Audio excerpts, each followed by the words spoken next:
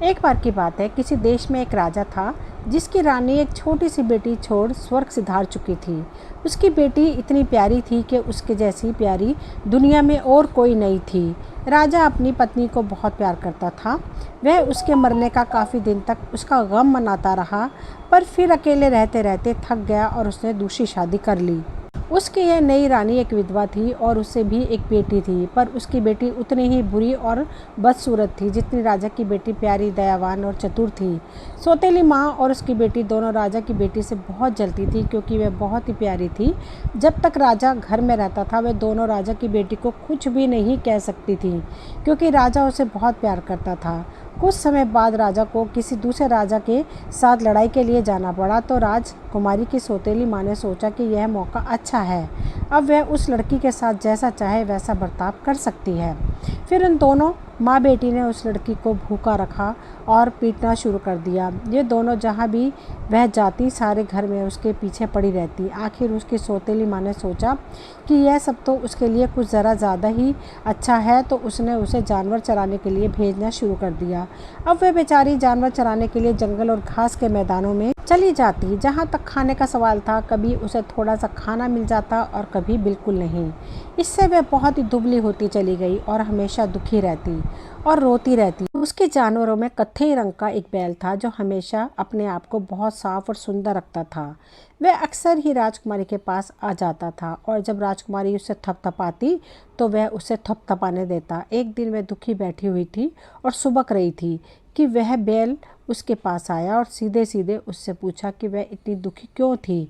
लड़की ने कोई जवाब नहीं दिया और बस रोती ही रही। बैल एक लंबी सी आह लेकर बोला, हालांकि तुम मुझे बताओगी नहीं, पर मैं सब जानता हूँ। तुम इसलिए रोती रहती हो ना, क्योंकि रानी तुम्हें ठीक से नहीं रखती। वह तुम्हें भूखा मारना चाहती है, पर देखो, खाने के लिए तुम्हें कोई चिंता करने की ज़रूरत नहीं है, क्योंकि मेरे बाएं कान में एक कपड़ा है। जब तुम्हें खाना की ज़रूरत हो तो उस कपड़े को मेरे कान से निकाल लो और घास पर फैला दो। बस तुम्हें जो खाना चाहिए वही मिल जाएगा। राजकुमारी को उस समय बहुत भूख लगी थी, सो उसने बैल के बाएं कान में रखा कपड़ा निकाल लिया और उसे घास पर बिछा दिया। उसे खाने के लिए फिर बहुत सारी चीज़ें मिल गईं। जब भी उसे भूख लगती, वह बैल के कान से कपड़ा निकालती, उसे घास पर बिछाती और जो खाने की इच्छा होती वह खाती। कुछ ही दिनों में वह अच्छी खासी दिखने लगी। जल्दी ही वह थोड़ी मोटी और गोरी गुलाबी हो गई। यह देखकर उसकी सौतेली माँ और उसकी बेटी गुस्से से लाल पीली होने लगी। उस सौतेली माँ की समझ में यह नहीं आया कि उसकी वह सौतेली बेटी जो इतनी बुरी हालत में थी, अब ऐसी तंदुरुस्त कैसे हो गई। उसने अपनी एक नौकरानी को बुलाया और उसे राजकुमारी के पीछे पीछे जंगल जाने के लिए कहा और कहा कि वह जाकर देखे कि वहाँ सब ठीक चल रहा है या नहीं, क्योंकि उसका ख्याल था कि घर का कोई नौकर राजकुमारी को खाना देता होगा। वह नौकरानी राजकुमारी के पीछे पीछे उस जंगल तक गई। वहां जाकर उसने देखा कि किस तरह से राजकुमारी ने बैल के कान से एक कपड़ा निकाला, उसे घास पर बिछाया और फिर किस तरह से उस कपड़े ने उस राजकुमारी को खाना दिया। राजकुमारी ने उसे खाया और वह खाना खाकर बहुत खुश हुई। जो कुछ भी उस राजकुमारी ने जंगल में देखा वह सब उसने जाकर रानी को बताया। उधर राजा भी लड़ाई से वापस आ गया था, क्योंकि वह दूसरे राजा को जीत कर आया था, इसलिए सारे राज्य में खूब खुशियां मनाई जा रही थी। पर सबसे ज़्यादा खुशी थी राजा की अपनी बेटी। राजा के आते ही रानी ने बीमार पड़ने का बहाना किया और बिस्तर पर जाकर लेट गई। उसने वैद्य को यह कहने के लिए बहुत पैसे दिए कि रानी तब तक ठीक नहीं हो सकती जब तक उसे कत्थई रंग के बैल का मांस खाने को न मिल जाए। राजा और महल के नौकर आदि सब ने वैद्य से पूछा कि रानी की बीमारी की क्या कोई और दवा नहीं है, पर वैद्य ने कहा नहीं। सब ने उस कत्थई रंग के बैल की जिंदगी के लिए प्रार्थना की, क्योंकि वह बैल सभी को बहुत प्यारा था। लोगों ने कोई दूसरा कत्थई बैल ढूंढने की कोशिश भी की, पर सबने यह भी कहा कि उस बैल के जैसा और कोई बैल नहीं था। उसी बैल को मारा जाना चाहिए और बैल के मांस के बिना रानी ठीक नहीं हो सकती। जब राजकुमारी ने यह सुना तो वह बहुत दुखी हुई और जानवरों के बाड़े में बैल के पास गई। वहाँ भी वह बैल अपना सिर लटकाए हुए नीचे नजर किए इस तरह दुखी खड़ा था कि राजकुमारी उसके ऊपर अपना सिर रख कर रोने लगी। बैल ने पूछा, तुम क्यों रो रही हो राजकुमारी? तब राजकुमारी ने उसे बताया कि राजा लड़ाई पर से वापस आ गया है और रानी बहाना बनाकर बीमार पड़ गई है।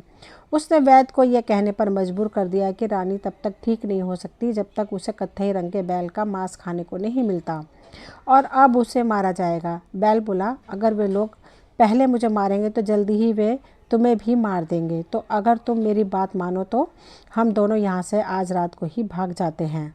राजकुमारी को यह अच्छा नहीं लगा। वह अपने पिता को यहाँ अकेला छोड़कर चली जाए, पर रानी के साथ उसी घर में रहना तो उससे भी ज़्यादा खराब था। इसलिए उसने बैल से वादा किया कि वह वहाँ से भाग जाने के लिए रात को उसके पास आएगी। रात को जब सब सोने चले गए तो राजकुमारी जानवरों के बाड़े में आई। बैल ने उसे अपनी पीठ पर बिठाया और वहाँ से उसे लेकर बहुत तेज़ी से भाग चला। अगले दिन सुबह सवेरे जब लोग उस बैल को मारने के लिए उठे तो उन्होंने देखा कि बैल तो जा चुका है। जब राजा उठा और उसने अपनी बेटी को बुलाया तो वह भी उसे कहीं नहीं मिली, वह भी जा चुकी थी। राजा ने चारों तरफ अपने आदमी उन दोनों को ढूंढने के लिए भेजे। राजा ने आदमियों को हर जगह भेजा, पर उन दोनों का कहीं पता नहीं था। किसी ने भी उन्हें नहीं देखा था। इस बीच में बैल राजकुमारी को अपनी पीठ पर बैठाए बहुत सी जगहें पार कर एक ऐसे जंगल में आ पहुंचा जहाँ हर चीज़ तांबे की थी, पेड़, शाखाएं, पत्ते, फूल, हर चीज़। पर इससे पहले कि वे उस जगह में घुसते, बैल ने राजकुमारी से कहा, जब हम इस जंगल में जाएंगे तो ध्यान रखना कि तुम इस जंगल की एक पत्ती भी नहीं तोड़ना, नहीं तो यह सब मेरे और तुम्हारे ऊपर भी आ जाएगा। क्योंकि यहाँ एक राक्षस रहता है जिसके 3 सिर हैं, वही इस जंगल का मालिक भी है। नहीं नहीं, भगवान मेरी रक्षा करे। राजकुमारी ने कहा कि वह वहाँ से कुछ भी नहीं तोड़ेगी।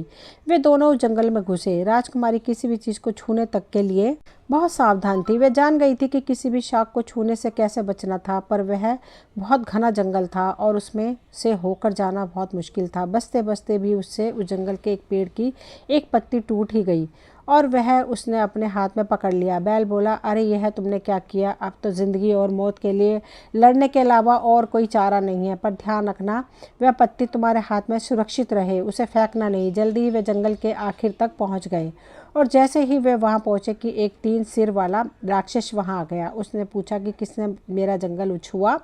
बैल बोला, यह जंगल जितना तुम्हारा है उतना ही मेरा भी है। राक्षस चीखा, वह तो हम लड़ाई से तय करेंगे। बैल बोला, जैसा तुम चाहो। सो दोनों एक दूसरे की तरफ दौड़ पड़े और एक दूसरे से भिड़ गए। राक्षस बैल को खूब मार रहा था, पर बैल भी अपनी पूरी ताकत से उसे मार रहा था। यह लड़ाई पूरे दिन तक चली। आखिर में बैल जीत गया और उसके शरीर पर बहुत सारे घाव थे और वह इतना थक गया था कि उसकी एक टांग भी नहीं उठ रही थी। तो उन दोनों को वहाँ एक दिन के लिए आराम करने के लिए रुकना पड़ा। बैल ने राजकुमारी से कहा कि वह राक्षस की कमर की पेटी से लटका हुआ मरहम का एक सींग ले ले और वह मरहम उसके शरीर पर मल दे। राजकुमारी ने ऐसा ही किया। तब कहीं जाकर बैल को कुछ ठीक हुआ। तीसरे दिन वे फिर अपनी यात्रा पर चल दिए। फिर वे कई दिनों तक चलते रहे। कई दिनों की यात्रा करने के बाद वे एक चांदी के जंगल में आए। यहाँ हर चीज़ चांदी की थी, पेड़, शाखाएं, पत्ते, फूल, हर चीज़। पर इससे पहले कि वे इस जंगल में घुसते, पहले की तरह से बैल ने इस बार भी राजकुमारी से कहा, जब हम इस जंगल में घुस जाएंगे तो ध्यान रखना कि तुम इस जंगल की एक पत्ती भी नहीं तोड़ोगे, नहीं तो यह सब मेरे और तुम्हारे ऊपर भी आ जाएगा। क्योंकि यहाँ एक 6 सिर वाला राक्षस रहता है जो इस जंगल का मालिक है और मुझे नहीं लगता कि मैं उसे किसी तरह से जीत पाऊंगा। राजकुमारी बोले, नहीं नहीं, मैं ख्याल रखूंगी कि मैं यहाँ से कुछ ना तोड़ूं और तुम भी मेरे लिए ये दुआ करते रहना कि यहाँ से मुझसे कुछ छूट ना जाए या टूट ना जाए। पर जब वे उस जंगल में घुसे तो वे इतना ज़्यादा घना था कि दोनों उसमें से बड़ी मुश्किल से जा पा रहे थे। राजकुमारी बहुत सावधान थी कि वे वहाँ की कोई भी चीज़ छूने से पहले ही दूसरी तरफ को झुक जाती थी, पर हर मिनट पर शाखें उसकी आंखों के सामने से आ जाती। बसते बसते भी ऐसा हुआ कि उससे एक पेड़ की एक पत्ती टूट ही गई। बैल फिर चिल्लाया, उफ, यह तुमने क्या किया? राजकुमारी, अब हम अपनी ज़िंदगी और मौत के लिए लड़ने के सिवा और कुछ भी नहीं कर सकते। पे ध्यान रहे, इस पत्ती को भी खोना नहीं, संभाल के रखना। जैसे ही बैल ने ऐसा कहा कि वह 6 सिर वाला राक्षस वहां आ गया। उसने पूछा, वह कौन है जिसने मेरे जंगल को छुआ? बैल ने फिर वही जवाब दिया, ये जंगल जितना तुम्हारा है उतना ही मेरा भी है। राक्षस बोला, यह तो हम लड़कर देखेंगे। बैल ने फिर वही जवाब दिया, जैसी तुम्हारी मर्जी। कहकर वे दोनों एक दूसरे की तरफ दौड़ पड़े। बैल ने राक्षस की आंखें निकाल ली और उसके सींग उसके शरीर में घुसा दिए। इससे उसके शरीर से उसकी आंतें निकलकर बाहर आ गई। पर वह राक्षस क्योंकि उस बैल के मुकाबले का था तो बैल को उस राक्षस को मारने में 3 दिन लग गए। वे 3 दिन तक लड़ते ही रहे, पर इस राक्षस को मारने के बाद बैल भी इतना कमज़ोर हो गया और थक गया कि वह हिल भी नहीं सका। उसके घाव भी ऐसे थे कि उनके खून की धार बह रही थी। इस राक्षस की कमर की पेटी से भी एक मरहम वाला सींग लटक रहा था, तो बैल ने राजकुमारी से कहा कि वह उस राक्षस की कमर से वह सींग निकाल ले और उसका मरहम उसके घाव पर लगा दे। राजकुमारी ने वैसे ही किया, तब जाकर वह कुछ ठीक हुआ। इस बार बैल को ठीक होने में 1 हफ्ता लग गया, तभी वे आगे बढ़ सके। आखिर वे आगे चले, पर बैल अभी भी बिल्कुल ठीक नहीं था, इसलिए वह बहुत धीरे चल रहा था। राजकुमारी को लगा कि बैल को चलने में समय ज़्यादा लग रहा था, तो समय बचाने के लिए उसने बैल से कहा कि क्योंकि वह छोटी है और उसके अंदर ज़्यादा ताकत है और वह जल्दी चल सकती थी, वह उसे पैदल चलने की इजाज़त दे। पर बैल ने उसे इस बात की इजाज़त नहीं दी। उसने कहा कि उसे अभी उसकी पीठ पर बैठकर ही चलना चाहिए। इस तरह वे काफ़ी दिनों तक चलते हुए बहुत जगह होते हुए फिर एक जंगल में आ गए। वह जंगल सारा सोने का था। उस जंगल के हर पेड़, शाख, डंडी, फूल, पत्ते सभी कुछ सोने के थे। इस जंगल में भी वही हुआ जो तांबे और चांदी के जंगलों में हुआ था। बैल ने राजकुमारी से कहा कि वह उस जंगल में से कोई भी कुछ ना तोड़े, क्योंकि इस जंगल का राजा एक 9 सिर वाला राक्षस है और वह राक्षस पिछले दोनों राक्षसों को मिलाकर उनसे भी ज़्यादा बड़ा और ताकतवर है। बैल तो उससे जीत ही नहीं सकता है। बैल जानता था कि राजकुमारी इस बात का पूरा ध्यान रखेगी कि वह उस जंगल की कोई चीज़ ना तोड़े। पर फिर वही हुआ, जब वे जंगल में घुसे तो यह जंगल तांबे और चांदी के जंगलों से भी कहीं ज़्यादा घना था। इसके अलावा वे लोग जितना उस जंगल के अंदर चलते जाते थे, वह जंगल और ज़्यादा घना होता जाता था। आखिर वह इतना ज़्यादा घना हो गया कि राजकुमारी को लगा कि अब वह उस जंगल से बिना किसी चीज़ को छुए निकल ही नहीं सकती। उससे हर पल पर यही लग रहा था कि किसी भी समय पर उससे वहाँ कोई भी चीज़ टूट जाएगी। इस डर से वह कभी बैठ जाती, कभी अपने आप को किसी तरह झुका लेती, कभी मुड़ जाती। फिर भी इन पेड़ों की शाखाएं हर पल उसकी आंखों के सामने आ जाती थी। इसका नतीजा यह हुआ कि उसे पता ही नहीं चला कि वह उन सोने की शाखाओं, फूलों, पत्तों से बचने के लिए क्या कर रही है। और इससे पहले कि उसे यह पता चलता कि क्या हुआ, उसके हाथ में एक सोने का सेब आ गया। उसे देखकर राजकुमारी को इस बात का इतना ज़्यादा दुख हुआ कि वह बहुत ज़ोर से रो पड़ी और सेब को फेंकना चाहती थी। पर बैल बीच में ही बोल पड़ा, अरे इसे फेंकना नहीं, इसे संभाल कर रख लो और इसका ध्यान रखना। पर राजकुमारी को तो रोना ही नहीं रुक रहा था। बैल ने उसे जितनी तसल्ली वह दे सकता था दिया, पर उसे लग रहा था कि अब की बार बैल को केवल उसकी वजह से बहुत सारी मुश्किलों का सामना करना पड़ेगा। और उसे यह भी शक हुआ कि यह सब कैसे होगा, क्योंकि इस जंगल का मालिक बहुत बड़ा और ताकतवर था। तभी उस जंगल का मालिक, वह 9 सिर वाला राक्षस, वहां आ गया। वह इतना बदसूरत था कि राजकुमारी को उसकी तरफ देखने की भी हिम्मत नहीं हो रही थी। वहां आकर वह गरजा, मेरे जंगल को किसने छुआ? बैल ने फिर वही जवाब दिया, ये जंगल जितना तुम्हारा है उतना ही मेरा भी है। राक्षस बोला, यह तो हम लड़कर देखेंगे। बैल ने फिर वही जवाब दिया, जैसी तुम्हारी मर्जी, कहकर वे दोनों एक दूसरे की तरफ दौड़ पड़े। बहुत ही भयानक दृश्य था। राजकुमारी तो उसे देखकर ही बेहोश होते होते बची। इस बार भी बैल ने राक्षस की आंखें निकाल लीं और अपनी सींग उसके पेट में घुसा दिया, जिससे उसकी आंतें बाहर निकल आईं। और फिर राक्षस बहुत बहादुरी से लड़ता रहा। जब बैल ने राक्षस का एक सिर मार दिया तो उसके दूसरे सिरों ने उसे मरे हुए सिर को जिंदगी मिलने लगी। इस तरह वह लड़ाई 1 हफ्ते चली, क्योंकि जब भी बैल उस राक्षस का एक सिर को मारता, उसके दूसरे सिर उसके मरे हुए सिर को जिला देते थे। उसके सारे सिरों को मारने में उस बैल को पूरा 1 हफ्ता लग गया, तभी वह उस राक्षस को मार सका। अब की बार तो बैल इतना घायल हो चुका था कि इतना थक चुका था कि वह अपना पैर भी नहीं हिला सका। वह राजकुमारी से इतना भी नहीं कह सका कि वह राक्षस की कमर की पेटी में लगे मरहम के सींग में से मरहम निकालकर उसके घाव पर लगाते। पर राजकुमारी को तो ये मालूम था, सो उसने राक्षस की कमर की पेटी से मरहम का सींग निकाला और उसमें से मरहम निकालकर बैल के घाव पर लगा दिया। इससे बैल के घावों को काफ़ी आराम मिला और वह धीरे धीरे ठीक होने लगा। इस बार बैल को आगे जाने के लिए 3 हफ्ते तक आराम करना पड़ा। इतने आराम के बाद भी बैल घोंगे की चाल से ही चल रहा था। बैल ने राजकुमारी को बताया कि इस बार उन्हें काफ़ी दूर जाना है। उन्होंने कई ऊंची ऊंची पहाड़ियां पार की, कई घने जंगल पार किए, फिर एक मैदान में आ निकले। बैल ने राजकुमारी से पूछा, क्या तुम्हें यह कुछ दिखाई दे रहा है? राजकुमारी ने जवाब दिया, नहीं, मुझे तो यहाँ कुछ भी दिखाई नहीं दे रहा है, सिवाय आसमान के और जंगली मैदान के। वे कुछ और आगे बढ़े तो वह मैदान कुछ और एकसार हो गया और वे कुछ और आगे का देख पाने के लायक हो गए। बैल ने फिर पूछा, क्या तुम्हें अब कुछ दिखाई दे रहा है? राजकुमारी बोली, हाँ, अब मुझे दूर एक छोटा सा किला दिखाई दे रहा है। बैल बोला, वह छोटा किला इतना छोटा भी नहीं है राजकुमारी। काफ़ी देर तक चलने के बाद वे एक पत्थरों के ढेर के पास आए, जहाँ लोहे का एक खंबा सड़क के आर पार पड़ा हुआ था। बैल ने फिर पूछा, क्या तुम्हें कुछ दिखाई दे रहा है? राजकुमारी बोली, हाँ, अब मुझे किला साफ साफ दिखाई दे रहा है और अब वह बहुत बड़ा भी है। बैल बोला, तुम्हें वहाँ जाना है और वहीं रहना है। किले के ठीक नीचे एक जगह है जहाँ सूअर रहते हैं, तो वहाँ चली जाना। वहाँ पहुँचने पर तुम्हें लकड़ी का एक चोगा मिलेगा जो लकड़ी के पतले तख्तों से बना हुआ होगा। तुम उसे पहन लेना। उस चोगे को पहनकर तुम उस किले में जाना और उनसे अपने रहने के लिए जगह मांगना। पर इससे पहले कि तुम वहाँ जाओ, तुम अपना छोटा वाला चाकू लो और मेरा गला काट दो। फिर मेरी खाल निकालकर लपेट कर पास की एक चट्टान के नीचे छुपा दो। उस खाल के नीचे वे तांबे और चांदी के दोनों पत्तियाँ और सोने का सेब रख देना और फिर उस चट्टान के सहारे एक डंडी खड़ी कर देना, जिसके बाद जब भी तुम कोई चीज़ चाहो तो उस चट्टान की दीवार पर वह डंडी मार देना, तुम्हें वह चीज़ मिल जाएगी। पहले तो राजकुमारी ऐसा कुछ भी करने को तैयार नहीं हुई, पर जब बैल ने उससे कहा कि उसने जो कुछ भी राजकुमारी के लिए किया तो उसका धन्यवाद देने का यही एक तरीका है, तो राजकुमारी के पास ऐसा करने के अलावा और कोई चारा ना रहा।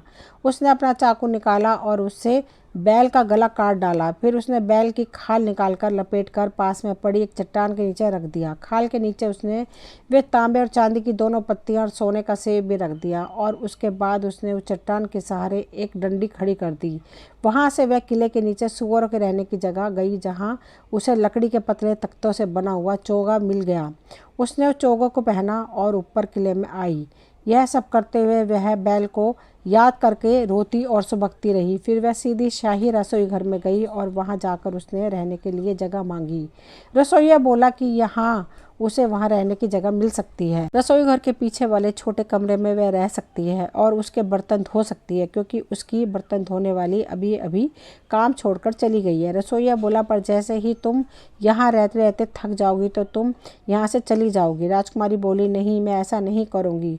और वह वहाँ रहने लगी। बहुत अच्छे से रहती और बर्तन भी बहुत ही आसानी से साफ करती रहती। रविवार के बाद वहाँ कुछ अजीब से मेहमान आए तो राजकुमारी ने रसोइये से पूछा कि क्या वह राजकुमार के नहाने का पानी ऊपर ले जा सकती है। यह सुनकर वहाँ खड़े सब लोग हंस पड़े और बोले, पर तुम वहाँ क्या करोगी? तुम्हें क्या लगता है कि क्या राजकुमार तुम्हारी तरफ देखेगा भी? तुम तो बहुत ही डरावनी दिखाई देती हो। पर उसने अपनी कोशिश नहीं छोड़ी और उनसे प्रार्थना करती रही और बार बार राजकुमार के लिए नहाने का पानी ले जाने के लिए कहती रही। आखिर उसे वहाँ उसके नहाने का पानी ले जाने की इजाज़त मिल गई। जब वह ऊपर गई तो उसके लकड़ी के चोगे ने आवाज़ की तो राजकुमार अंदर से निकलकर आया और उससे पूछा, तुम कौन हो? राजकुमार बोली, मैं आपके लिए नहाने का पानी लेकर आ रही हूँ। तुम क्या समझती हो कि इस समय तुम्हारे लाए पानी से मैं कुछ करूँगा? और यह कहकर उसने वह पानी राजकुमारी के ऊपर ही फेंक दिया। वह वहाँ से चली आई और फिर अपने रसोइये से चर्च जाने की इजाज़त मांगी। चर्च पास में ही था, सो उसे वहाँ इजाज़त भी मिल गई। पर सबसे पहले वह उस चट्टान के पास गई और जैसा कि बैल ने उसे कहा था, उसने डंडी से चट्टान को मारा। तुरंत ही उसमें से एक आदमी निकला और उसने पूछा, तुम्हारी क्या इच्छा है? राजकुमारी बोली कि उसने चर्च जाने की और पादरी का भाषण सुनने के लिए छुट्टी ले रखी है, पर उसके पास चर्च जाने लायक कपड़े नहीं हैं। उस आदमी ने एक पोशाक निकाला जो तांबे जैसा चमक रहा था। उसके साथ ही उसे एक घोड़ा भी दिया जिस पर उस घोड़े का साज भी सजा था। वह साज भी तांबे के रंग का था और खूब चमक रहा था। उसने तुरंत वह पोशाक पहनी और घोड़े पर चढ़कर चर्च चल दी। जब वह चर्च पहुंची तो वह बहुत ही प्यारी और शानदार लग रही थी। सब लोग उसे देखकर सोच रहे थे कि यह कौन है। उन सब में से शायद ही कोई ऐसा होगा जिसने उस दिन पादरी का भाषण सुना होगा, क्योंकि वे सब लोग उसी को देखते रहे। वहाँ राजकुमार भी आया था। राजकुमार की तो उस लड़की के ऊपर से नज़र ही नहीं हट रही थी। जैसे ही राजकुमारी चर्च से बाहर निकली तो राजकुमार उसके पीछे भागा। राजकुमारी तो दरवाजे से बाहर चली गई, पर उसका एक दस्ताना दरवाजे में अटक गया। राजकुमार ने उसका वह दस्ताना वहाँ से निकाल लिया। जब वह घोड़े पर चढ़ गई तो राजकुमार फिर उसके पास गया और उससे पूछा कि वह कहाँ से आई है। तो राजकुमारी बोली, मैं फला देश से आई हूँ। और जब राजकुमार ने उसे देने के लिए उसका दस्ताना निकाला तो वह बोली, रोशनी आगे और अंधेरा पीछे, बादल आओ हवा पर, ताकि वह राजकुमार कभी ना देख सके। जहाँ मेरा ये अच्छा घोड़ा मेरे साथ जाए। राजकुमार ने वैसा दस्ताना पहले कभी नहीं देखा था। वह उस शानदार लड़की को ढूंढने के लिए चारों तरफ घूमा जो बिना दस्ताने पहने ही वहाँ से घोड़े पर चढ़कर चली गई थी। उसने राजकुमार को बताया भी था कि वह किस देश से आई थी, पर वह कोई नहीं बता सका कि वह देश कहाँ है। अगले रविवार को किसी को राजकुमार के लिए उसका तौलिया लेकर जाना था। तो राजकुमारी ने फिर कहा, क्या मैं राजकुमार का तौलिया लेकर जा सकती हूँ? दूसरे लोग बोले, तुम्हारे जाने से क्या होगा, तुम्हें तो पता ही है कि पिछली बार तुम्हारे साथ क्या हुआ था। फिर भी उसने अपनी कोशिश नहीं छोड़ी और उसे राजकुमार का तौलिया ले जाने की इजाज़त मिल गई। बस वह तौलिया लेकर सीढ़ियों से ऊपर भाग गई। इस भागने से उसके लकड़ी के पतले तख्ते के बने चोगे ने फिर से आवाज़ की तो राजकुमार फिर से अंदर से निकल कर आया, और जब उसने देखा कि वह तो वही बदसूरत लड़की है जो उसके हाथ से उस तौलिए को लेकर फाड़ दिया और उसके मुंह पर फेंक दिया। वह बोला, तुम यहाँ से चली जाओ बदसूरत लड़की, तुम क्या सोचती हो कि मैं वह तौलिया इस्तेमाल करूँगा जिसे तुम्हारी गंदी उंगलियों ने छू लिया हो। और उसके बाद वह चर्च चला गया। जब राजकुमार चर्च चला गया तो राजकुमारी ने भी चर्च जाने की छुट्टी मांगी, पर सबने उससे पूछा कि वह चर्च में क्या करने चाहती है। उसके पास तो चर्च में पहनने के लिए उस लकड़ी के चोगे के अलावा और कुछ था ही नहीं, और वह चोगा भी बहुत ही भद्दा और काला था। पर राजकुमारी बोली कि चर्च का पादरी बहुत ही अच्छा भाषण देता है। इस बात पर उसे चर्च जाने की छुट्टी मिल गई। फिर वह दौड़ी हुई उसी चट्टान के पास आई और जाकर उसके पास रखी डंडी से उसे मारा। उस चट्टान से फिर वही आदमी निकला और अब की बार उसने उसे पिछले पोशाक से भी कहीं ज़्यादा अच्छा पोशाक दिया। वह सारा पोशाक चांदी के काम से ढका हुआ था और चांदी की तरह ही चमक रहा था। साथ में एक बहुत बढ़िया घोड़ा भी दिया जिसके साज पर चांदी का काम था, और उसे चांदी का एक टुकड़ा भी दिया। सबको पहनकर जब वह राजकुमारी चर्च पहुंची तो बहुत सारे लोग चर्च के आंगन में ही खड़े हुए थे। उसे आते देखकर सब फिर सोचने लगे कि यह लड़की कौन हो सकती है। राजकुमार तो तुरंत ही वहां आ गया। जब वह उस घोड़े पर से उतरेगी तो वह उसका घोड़ा पकड़ेगा, पर वह तो उस पर से कूद गई और बोली, उसका घोड़ा पकड़ने की उसे कोई ज़रूरत नहीं है क्योंकि उसका घोड़ा बहुत सदा हुआ है। वह घोड़ा वहीं खड़ा रहा जब वह उसे छोड़कर गई थी। जब वह वहां वापस आई और जब उसने उसे बुलाया तो वह उसके पास आ गया। सब लोग चर्च के अंदर चले गए, पर पिछली बार की तरह शायद ही कोई आदमी होगा जिसने उस दिन भी पादरी का भाषण सुना होगा, क्योंकि उस दिन भी वे सब उस लड़की की तरफ देखते रहे। जब पादरी का भाषण खत्म हो गया तो वह चर्च से बाहर आई और वह अपने घोड़े पर बैठने वाली थी कि राजकुमार फिर वहां आया और उससे पूछा कि वह कहां से आई है। इस बार दूसरे देश का नाम बताया। यह कहकर उसने अपना घोड़ा गिरा दिया। यह देखकर राजकुमार उसे उठाने के लिए झुका तो इस बीच राजकुमारी ने कहा, रोशनी आगे और अंधेरा पीछे, बादल आओ हवा पर, ताकि यह राजकुमार कभी न देख सके जहाँ मेरा यह अच्छा घोड़ा मेरे साथ जाए। और वह वहाँ से भाग गई। राजकुमार यह भी न बता सका कि उसका क्या हुआ है। वह फिर से जानने के लिए चारों तरफ घूमा फिरा कि वह जगह कहाँ है, पर कोई उसे यह नहीं बता सका कि वह जगह कहाँ है। अगले रविवार को किसी को राजकुमार को कंगा देने के लिए जाना था। लड़की ने फिर कहा कि क्या वह राजकुमार को कंगा देने जा सकती है, पर दूसरे लोगों ने फिर से उसका मजाक बनाया और कहा कि उसे पिछले 2 रविवारों की घटनाएं तो याद होंगी ही, और साथ में उसे डांटा कि वह किस तरह अपने इस भद्दे काले लकड़ी के चोंगे में राजकुमार के सामने जाने की हिम्मत करती है। पर वह फिर उन लोगों के पीछे पड़ी रही जब तक कि उन लोगों ने उसे हाँ नहीं कर दी। वह फिर से कंगा लेकर ऊपर दौड़ी गई। कि लकड़ी के चोगे की आवाज़ सुनकर राजकुमार फिर बाहर निकल कर आया और लड़की को फिर से वहां देखकर उसने उससे कंगा छीनकर उसके मुंह पर मारा और बिना कुछ कहे सुने वहां से चर्च चला गया। जब राजकुमार चर्च चला गया तो लड़की ने भी चर्च जाने की इजाज़त मांगी। उन लोगों ने उससे फिर पूछा कि वहाँ उसका क्या काम है। उससे बदबू आती है, वह काली है, उसके पास वहाँ पहनने के लिए ठीक से कपड़े भी नहीं है। हो सकता है कि राजकुमार या कोई और उसे वहाँ देख ले तो उसकी वहाँ बदनामी होगी। पर लड़की बोली कि लोगों के पास उसकी तरफ देखने की फुर्सत ही कहाँ है, उनके पास तो और बहुत सारे काम है। और वह उनसे चर्च जाने की इजाज़त मांगती ही रही। आखिर उन्होंने उसे वहां जाने की इजाज़त फिर से दे दी। इस बार भी वही हुआ जो 2 बार पहले हो चुका था। वह फिर से दौड़ी हुई उसी चट्टान के पास गई और जाकर उसके पास रखी डंडी से उसे मारा। उस चट्टान से फिर वही आदमी निकला और इस बार उसने उसको पिछले दोनों पोशाकों से भी ज़्यादा सुंदर पोशाक दिया। इस बार वह पूरा पोशाक सुनहरी थी और उसमें हीरे जड़े हुए थे। साथ में एक बहुत बढ़िया घोड़ा भी दिया जिसके साज और सोने का काम था।